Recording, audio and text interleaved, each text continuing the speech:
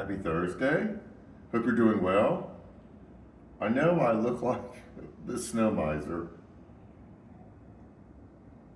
I need a haircut and I'm going to get one before Sunday. So, anyways, today there's not going to be a question, but a question will arise out of a statement that I'm going to make. And the statement is I'm going to start off really hard and fast. I believe that we, as followers of Jesus, have traded the cross for the sword.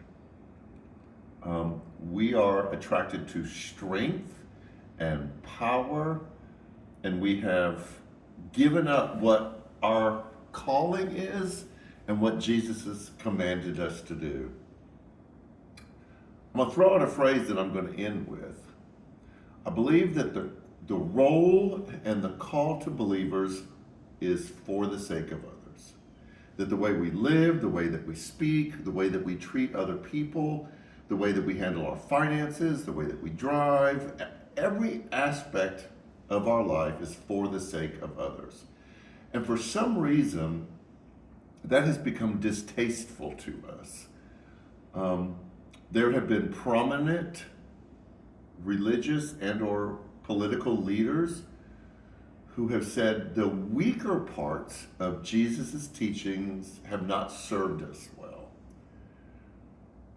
I don't know what to do with that. The weaker part of Jesus' teachings, is it really weaker to look after others than it is to be selfish or to grab power or to flaunt strength?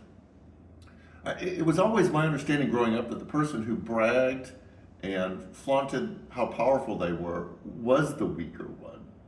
And those of us who followed the ministry of Jesus believed the same thing. Those around him who had to rely on feats of strength and acts of power were actually weaker than Jesus, operating out of the place of for the sake of others. There's people I know that have taught from the Sermon on the Mount, and they've been criticized at the end of the service for teaching a soft gospel. In fact, some people have even said a socialist gospel, and I don't want to get into that word. It's loaded with stuff. But they call the teachings of Jesus socialist. Well, what is that? There's nothing socialist at all about the teachings of Jesus. But that's where we find ourselves today, being drawn more by power and might and strength and control, the sword, than we are by the cross, for the sake of others. And so where do we want New Community Church to go? I love the fact that LaGrange is filled with hundreds of churches that all appeal to different kinds of people, that are helping people find Jesus in a variety of different ways. But I think there's a very specific niche for New Community Church. And I think it's to be a church where a broad and wide diversity of people live fully into the truth for the sake of others. That everything that we do, the way that we speak, the way that we relate to each other, those who maybe lifestyles that we're not comfortable with, or the way they vote we're not real thrilled about, we still live on their behalf for the sake of others.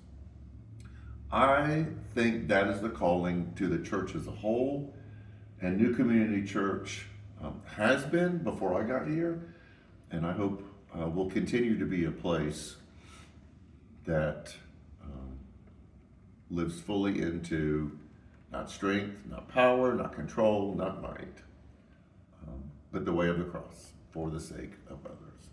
And we have so many things that are coming up that will allow us to do that. The Giving Tree is being set up even as we speak.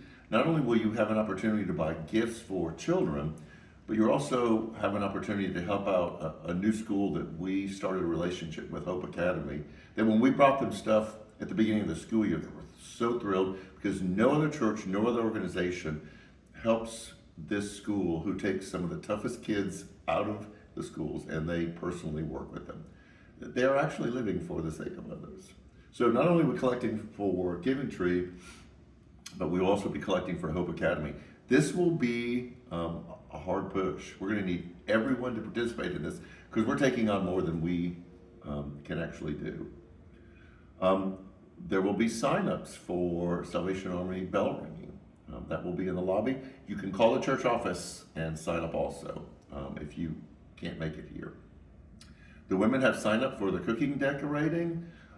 We need volunteers in the Promised Land area. This past Sunday, we were packed with kids and with students, which was really exciting. It's thrilling, but it's putting some strain on our volunteers. So we hope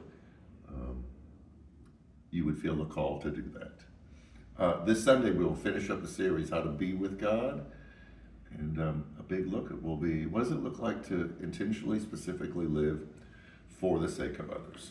So, I'm going to get this taken care of before Sunday and get other things done. So anyways, why don't you practice that this week? Living for the sake of others. And we'll see you Sunday. Take care.